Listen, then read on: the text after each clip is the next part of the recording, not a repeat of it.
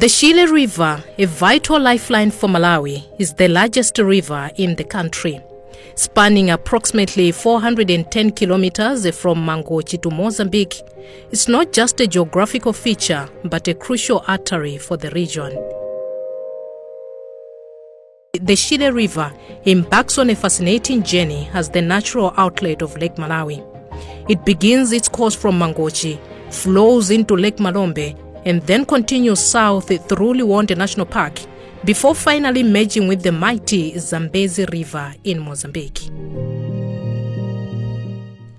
The Shire River's journey from Lake Malawi to the Zambezi River is a testament to its role in sustaining life and fostering growth in Malawi and beyond.